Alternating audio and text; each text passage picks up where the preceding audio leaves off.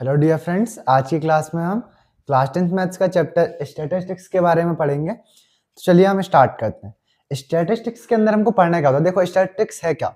Maths की एक branch है जिसके अंदर हम कुछ कुछ चीज़ों के बारे में पढ़ते हैं, जैसे कि मीन हो गया और mode, mean, mode, median and range of the data. हमको इन चार चीजों के बारे में पढ़ना होगा स्टैटिस्टिक्स के अंदर। सबसे पहले हमारा जो सिलेबस है, हमारे सिलेबस के अंदर मेनली तीन चीजें हैं, मीन, मोड एंड मीडियंस। तो सबसे पहले हम डिस्कस कर लेते हैं कि मीन होता क्या है। आप सभी ने एक वर्ड सुना होगा जिसको हम कहते हैं एवरेज। इस वर्ड के बारे में लगभग सभी ने सुना होगा, एवरेज, है ना। जैसे अगर मान लो मैं फॉर एग्जाम्पल आपको बताऊं कि 5 पीपल्स का ग्रुप है, ठीक है, 5 पीपल्स का ग्रुप है जिसमें से 5 लोग कंट्रीब्यूट करते हैं। एक ने 45 रुपीज दिया, एक ने 50 दिया, एक ने 35 रुपीज दिए, एक ने 20 रुपीज दिए और एक ने 10 रुपीज दिए। इन सभी ने अलग अलग मनी दिया। अब देखो, इन लोगों ने टोटल मिलाकर कुछ पैसा यहाँ पर दिया हुआ है। इन्होंने ऑन एन एवरेज कितना पैसा दिया है? एवरेज की मीनिंग क्या? सिंपल सी ये समझने की ट्राई करिए। इन्होंने ऑन एन एवरेज कितना पैसा सभी ने दिया है।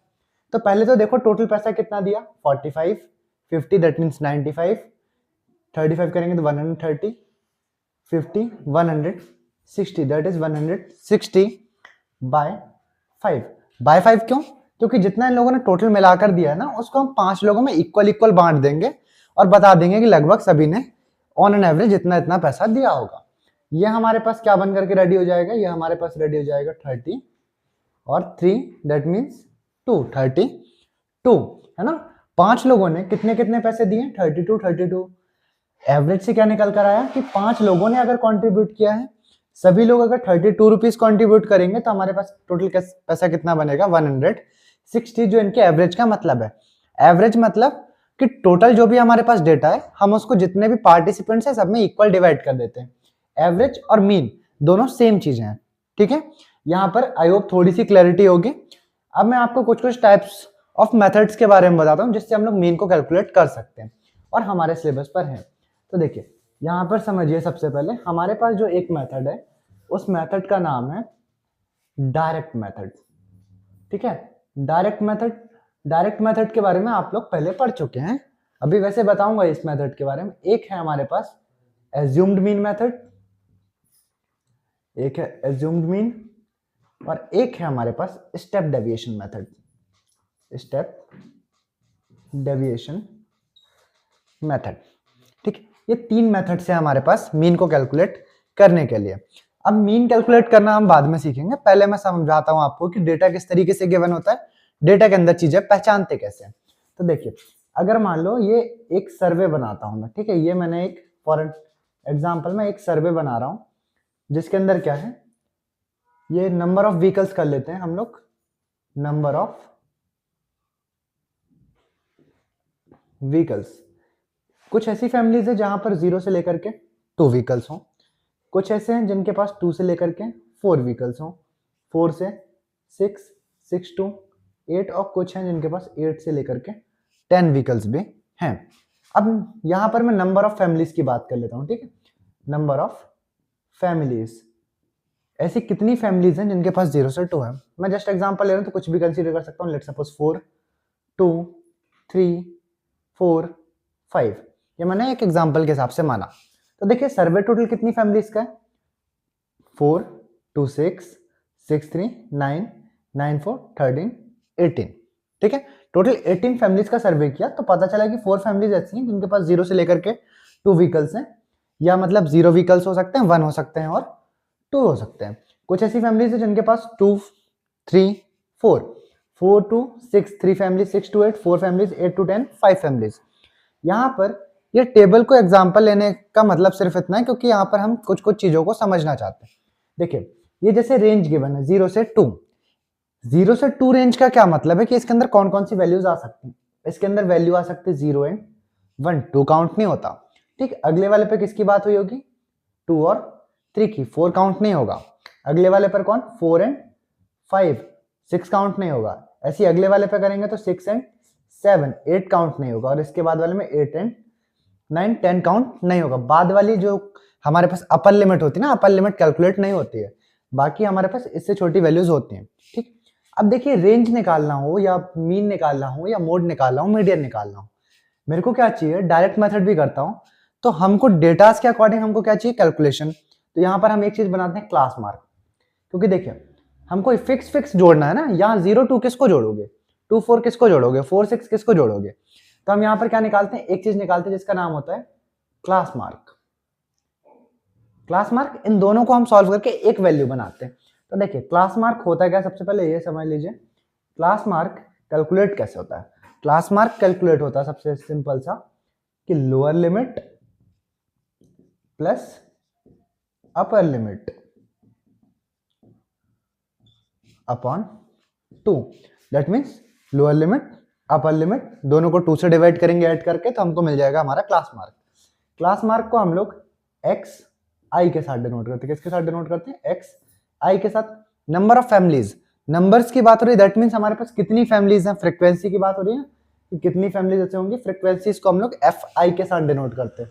अब देखिए 0 + 2 करूंगा क्या आएगा, 2, 2 को 2 से डिवाइड करूंगा तो 1, 4 एंड 2 को अगर हम ऐड करें 6, 6 को 2 से डिवाइड करें तो 3, 6 एंड 4 को ऐड करें तो 10, 10 को 2 से डिवाइड करें तो 5, 8 और 6 को ऐड करें तो 14, 14 को डिवाइड करेंगे तो 7, ऐसे 10 और 8 को ऐड करेंगे तो 18 और डिवाइड करेंगे तो 9।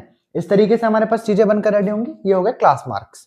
अब देखो जैसा हम जानते हैं कि मीन निकालते टाइम या एवरेज निकालते टाइम हम सारे डेटास को ऐड करते हैं और सब में इक्वली डिवाइड कर देते हैं। इस तरीके से ही होता है कि हम सारे डेटास को ऐड करेंगे और इक्वली डिवाइड कर देंगे। लेकिन देखिए इसका क्या मतलब है कि ऐसे 4 फैमिलीज है जिनके पास एक एक व्हीकल हो, ऐसी 4 फैमिलीज है जिनके पास एक एक व्हीकल हो। टोटल कितने व्हीकल हो गए, 4। कैसे मिलेगा, 4 × 1। अब इसी में आगे क्या जुड़ेगा, देखो ऐसे कितनी फैमिलीज है जिनके पास में हमारे पास 3 व्हीकल्स, ऐसी 2 फैमिलीज है तो इनके पास टोटल व्हीकल कितने हो गए, 3 × 2। अगला वाला, ऐसी 3 फैमिलीज है जिनके पास 5 व्हीकल्स हैं, टोटल हमारे पास कितने हो जाएंगे ये, 5 × 3। फिर ऐसे अगला करेंगे तो 7 × 4 और अगला करेंगे तो 9 × 5। अब देखिए हमारे पास टोटल फैमिलीज कितनी है, सारी फैमिलीज में इक्वली डिवाइड करूंगा। टोटल फैमिलीज मतलब इन सभी को ऐड करना पड़ेगा, 4 2 6, 6 3 9, 9 4 13, 13 5 18, दैट इज 18। ठीक है, ये यहाँ पर देखिए ये सब बताने का जो सिंपल सा पर्पस है वो इतना है कि हम डायरेक्ट मेथड का जो फॉर्मूला डिराइव होता है ना वो कैसे होता है हम ये समझ सकते हैं।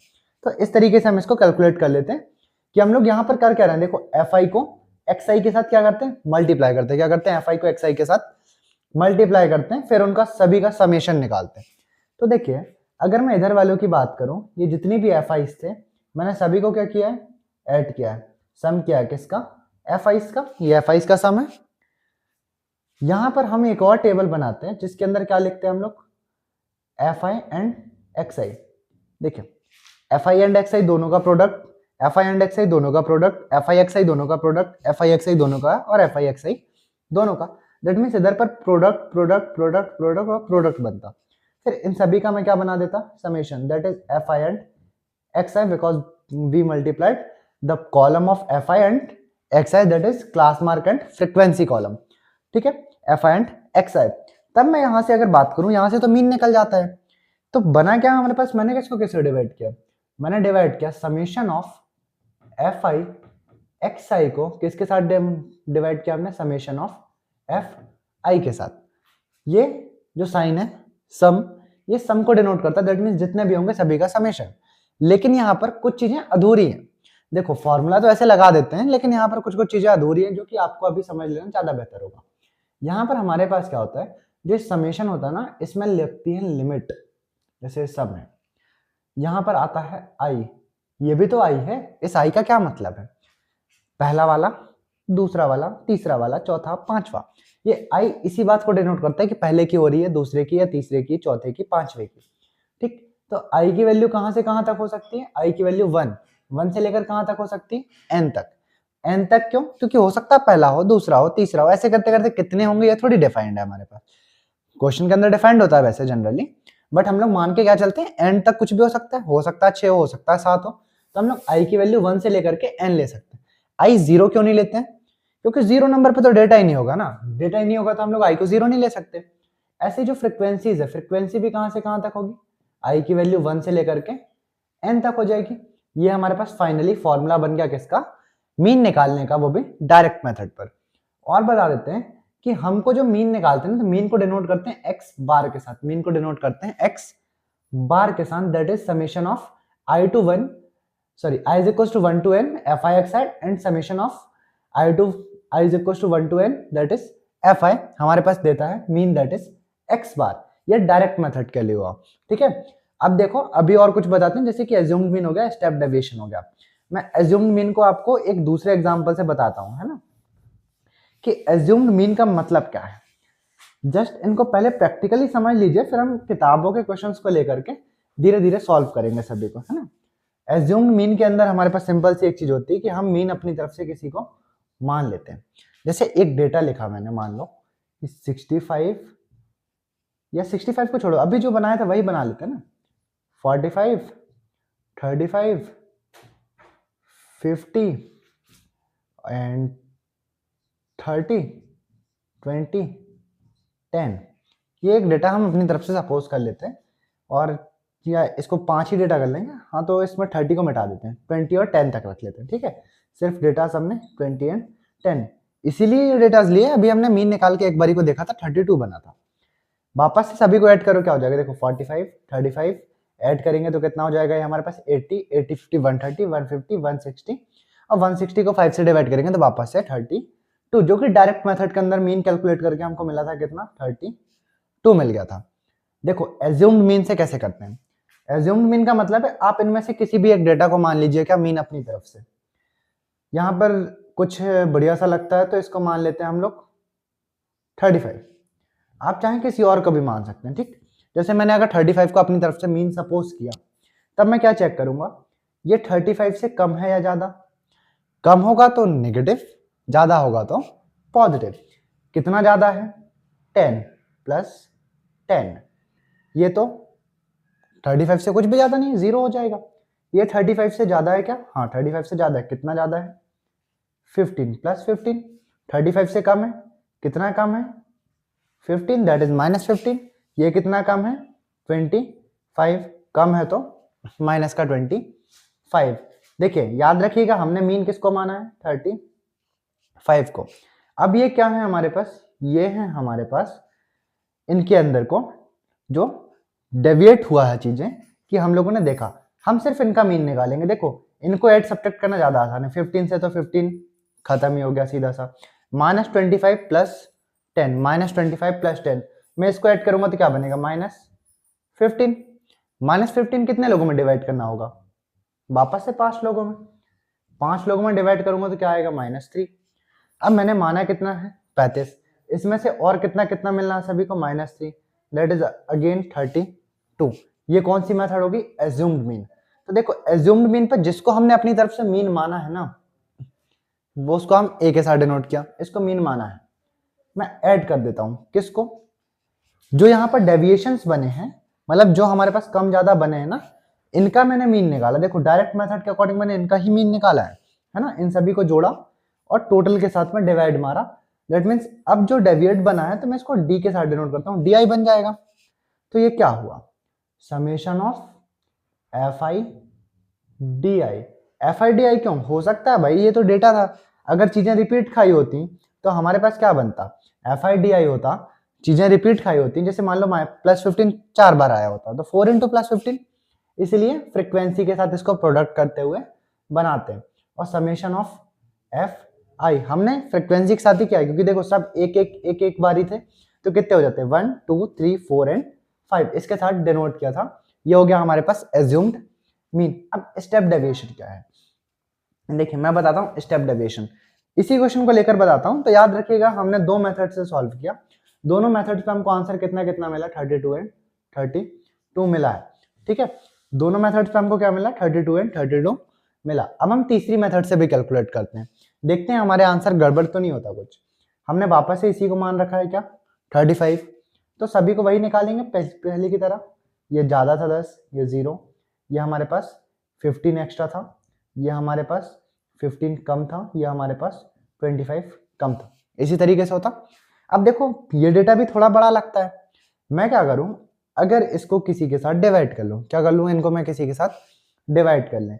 किससे डिवाइड हो सकते हैं ये सभी, ये 5 से आराम से डिवाइड हो सकते हैं। अगर मैंने इसको 5 से डिवाइड किया, ठीक है, जिसके साथ डिवाइड कर रहा हूं उसको h मान लेते हैं, तो h मैंने मान लिया 5, ठीक। मैं अपनी तरफ से डिवाइड कर रहा हूं, ये कितना हो जाएगा 2, 0, 3, दैट इज -3 और दैट इज -5। इनको ऐड करना तो और आसान हो गया, ठीक। अब जो ये चीजें बनी ना, हम इनको u के साथ डिनोट कर लेते हैं, किसके साथ, u के साथ। और u के साथ भी क्या चीजें आएंगी, i, u1, u2, u3, u4, u5, तो u, i। इन सभी को सम करिए, देखिए कितना हो जाएगा, पहले तो ये तो कट ही गया, +2 -5 कितना बनेगा, -3। ये -3 तो बन गया, लेकिन यहां पर क्या है हमारे पास, हमने जिससे डिवाइड किया था, क्योंकि डिवाइड तो हमने जबरदस्ती किया ना, उससे ही क्या करेंगे हम, मल्टीप्लाई भी कर देंगे। तो 5 3 कितना हो जाएगा, -15। ये हमने फाइनली बनाया है, ठीक है। कितने लोगों में बटनी ही यही चीज है, वापस से 5 लोगों में, फिर से क्या हो जाएगा, -3। मीन हमने अपनी तरफ से क्या मान रखा था, ये मान रखा था हमने 35। इसमें सबको और कितना मिलेगा, -3, तो कितना हो जाएगा ये वापस से 32। 3 मेथड से कैलकुलेट किया, तीनों से बना क्या हमारे पास 32। देखिए स्टेप डेविएशन के फॉर्मूले पे क्या क्या हुआ, सबसे पहले तो हमने अपनी तरफ से एक मीन को माना हुआ था, इसके बाद में इससे क्या जोड़ रहे थे हम, ये यूआई जो बनाया हुआ था हमने, इसी का फ्रीक्वेंसी के साथ प्रोडक्ट fi ui, इसको डिवाइड किससे किया हमने, समेशन ऑफ fi के साथ। मैंने यहाँ पर लिमिट्स नहीं लिखी हुई हैं, ये लिमिट्स बिल्कुल सेम एज ऐसी होंगी, i = 1 to n, i = 1 to n, i = 1 to n के फॉर्म पर। अब देखो यहाँ पर ui कैसे मिला था हमको, ui मिला था किसी नंबर से डिवाइड करके, जिस नंबर से हमने डिवाइड किया था उसको हमने मान रखा था भाई h। हमने अपनी तरफ से डिवाइड किया ना, क्वेश्चन ने तो नहीं बोला, तो अपनी तरफ से डिवाइड अगर किया तो अपनी तरफ से हमको मल्टीप्लाई भी करना पड़ेगा। तो हमने यहाँ पर इसी को किससे मल्टीप्लाई कर दिया, h के साथ में मल्टीप्लाई कर दिया। तो एक तीसरी मेथड स्टेप डेविएशन से हमारे पास बन करके रेडी हुआ। हमने एक चीज देखी कि तीनों मेथड से हम कैलकुलेट करें आंसर बिल्कुल सेम आता है, तो एक नोट पॉइंट होगा क्या कि मीन निकालें, मीन निकालने की आप किसी भी मेथड को यूज करें तो हमारे पास जो आंसर होता है वो बिल्कुल एक जैसा आता है, ठीक। ये 3 मेथड्स हुई, क्वेश्चन सॉल्व करने के साथ साथ मेथड्स आपको और क्लियर होते जाएंगी। अब देखो ये भी है हमारे पास कि 3 मेथड्स हैं, अगर क्वेश्चन ने बता कर दिया कि भाई आप इस मेथड से सॉल्व करो या इससे करो या इससे करो, तब तो अच्छा है कि हमको मेथड बताई तो हम उस मेथड से सॉल्व करेंगे। अगर हमें नहीं पता हो क्वेश्चन के अकॉर्डिंग कि किस मेथड से सॉल्व करना है, तब किसको चुनना बेटर होगा, तो देखिए किसको चुनना बेटर होगा, वैसे तो ये आपको ये क्वेश्चन करते करते समझ आ जाएगा, बट मैं ऐसे ही बता देता हूँ कि अगर डेटास जो हमको गिवन है वो डेटास की वैल्यू काफी बड़ी है, अगर बड़ी बड़ी कैलकुलेशन बन रही है, बड़ी बड़ी वैल्यूज हो, तो हम उसको छोटा करते हुए स्टेप डेविएशन तक पहुंचा देते हैं, और अगर वैल्यूज छोटी छोटी हैं तो हम उसको डायरेक्ट मेथड के साथ भी कैलकुलेट कर सकते हैं। आई होप ये सभी को क्लियर होंगी। अब देखिए पहली एक्सरसाइज के अंदर सिर्फ मीन का पोर्शन है, तो हम मीन के लिए अभी इतना ही समझते हैं, फिर जब पहली एक्सरसाइज सॉल्व कर लेंगे तब मोड, मीडियन, रेंजेस के बारे में और डिस्कस